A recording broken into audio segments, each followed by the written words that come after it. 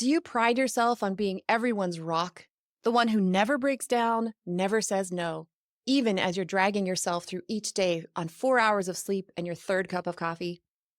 I'm Dr. Annie Campanile, trauma survivor and professional coach. And today I'm revealing how your body holds the key to breaking through people-pleasing patterns. You'll discover how to decode your body's warning signals and begin trusting your inner wisdom again. Welcome to Heal Your Trauma, Find Your Voice, the podcast for trauma survivors ready to break free from people-pleasing and self-doubt. I'm Dr. Annie Campanile, here to help you trust your intuition, communicate clearly, and build relationships that fulfill you. Each week, you'll learn practical tips to heal past wounds and turn surviving into thriving. Welcome back to episode 4.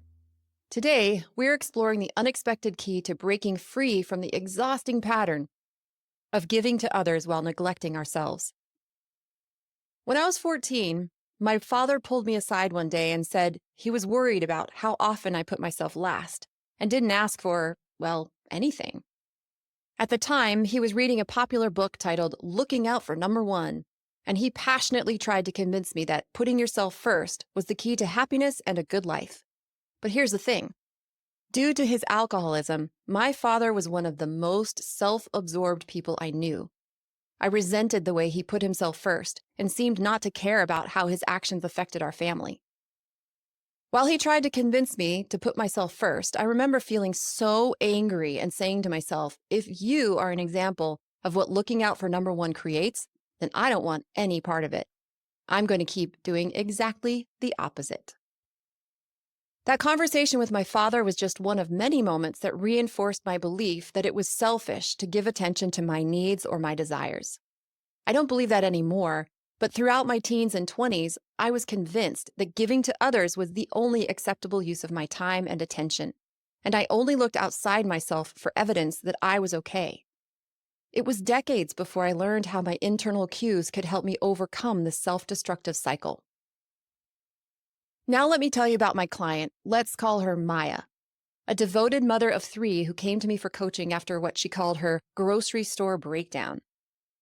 She had been pushing through exhaustion for months, volunteering at her children's school, coordinating family gatherings, hosting playdates, all while trying to maintain a spotless house and launch her online business. One morning at the grocery store, while standing in the cereal aisle, her youngest had asked for a specific breakfast cereal. Maya had already said no twice, but her daughter kept asking. Instead of giving her usual calm, gentle response, Maya found herself bursting into tears right there in the store. She told me, I felt like I was being buried under everyone's needs, and my voice was not being heard. But I had no idea how to change that without letting everyone down. What Maya didn't realize is that she was making one of the biggest mistakes that cause trauma survivors to reach this point of breaking down. She was ignoring her body's cues. She had been so focused on her thoughts, managing to-do lists and coordinating her whole family, that she usually didn't even notice what her body was trying to tell her. While we talked, Maya recognized that her body had been trying for months to tell her she was at her limit. She had frequent headaches, her shoulders were constantly tight, she was having trouble sleeping. But like many trauma survivors, Maya had learned to override these signals, pushing through with coffee and sheer willpower, so she could keep doing things for others. Maya's experience shows how this strategy of overriding our body's cues can lead to emotional overwhelm. It's important to know that people-pleasing is not a character flaw or a sign of weakness. It's actually a brilliant survival strategy we developed when we found ourselves in an environment where it was not safe to be honest about our needs. For Maya, people-pleasing protected her when she was growing up with a mother whose moods shifted unpredictably and whose reactions were often violent. Maya learned to protect herself by constantly watching for signs of tension, stepping in to soothe conflicts, and setting aside her needs to focus entirely on others. She learned to ignore her body's cues and her emotions while she gave all of her attention to her mother. This strategy served Maya when she was young and dependent on her mother for her survival. The problem is, the strategy of ignoring our needs and people-pleasing eventually outlives its usefulness. Even though Maya had grown up and no longer lived in the environment where she had to people-please in order to keep herself safe, her behavior hadn't changed because She was still looking outside of herself for the cues that told her what she should and shouldn't be doing from one moment to the next. Through our work together, Maya began to notice something empowering. Her body would send her clear signals before she agreed to things she didn't truly want to do. It looked like a subtle nausea in her stomach, a tension headache starting at the base of her skull, her breath catching. These weren't random symptoms. They happened consistently and predictably whenever Maya agreed to something she didn't want to do. In fact, they were her body's way of trying to protect her from ignoring her own wishes. After decades of healing my own trauma, I now think of my body's signals like a trusted friend who always tells me the truth, even when it's hard to hear. But for many of us, especially those with unhealed trauma, we've learned to distrust or ignore this friend.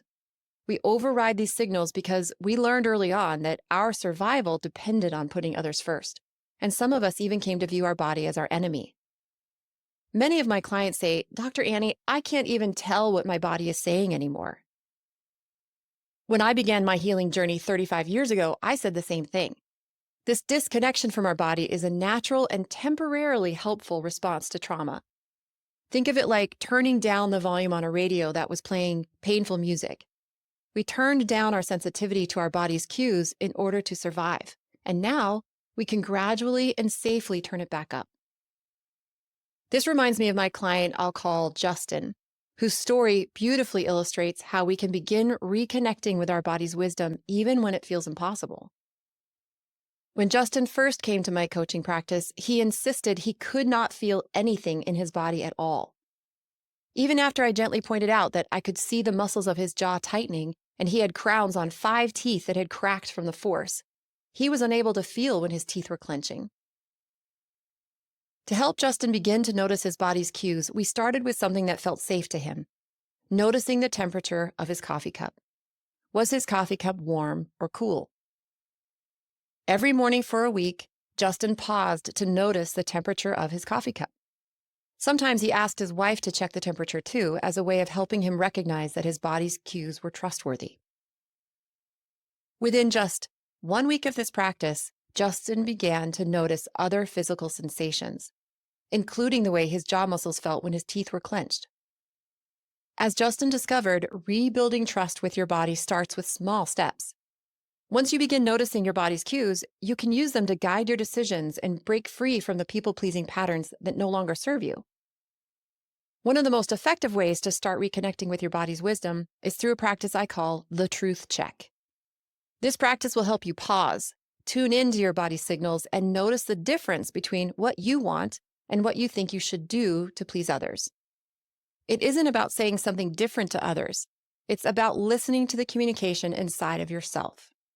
Here's how the truth check works. Each morning, before you start your day, take a moment and say to yourself, "Today, I give myself permission to notice what I truly want." That's it. Just plant that seed of permission in your mind. And then, as you move through your day, whenever someone makes a request, whether it's your colleague asking you to cover their shift, your friend wanting help with a project, or your partner suggesting a restaurant, you can use the truth check to discover what you actually want, even if you choose not to express that. Here are the 3 steps to the truth check. Step 1. Before answering a request, pause for 2 or 3 full breaths. Step 2. While taking those breaths, imagine saying yes to the request and notice how your body responds. Your body might respond in different ways. You might feel your energy rise, your muscles relax, your breath deepen. Signs that saying yes to the request aligns with what you truly want. Or you might notice your energy dropping, your shoulders tensing, your breath becoming shallow. Signs that this request does not align with the truth of what you really want. Your emotions will respond too. After imagine saying yes to the request, you might feel happy or irritated or anything in between. Remember, our body responds to everything we think as if it's actually happening. So this is really, really helpful. Step 3, write down what you notice. Over time, this will make it a lot easier to notice your internal cues and recognize what you want. You don't have to stop saying yes in order for this truth check to be valuable. The more often you notice your internal responses, the easier it will be for you to get clear about what you truly want and what you don't want, so that you can eventually break that people-pleasing prison. Remember, every time you pause to notice your body's cues, you are taking a step toward freedom from people-pleasing. It's not about perfection, it's about progress. If you'd like to help others break free from people-pleasing, would you please post a review of the show? Next week, we're taking another step toward freedom by exploring how to pause before you people-please. I'll share a game-changing strategy to help you respond to requests in a different way so that you can make decisions with clarity and confidence, knowing that they are right for you.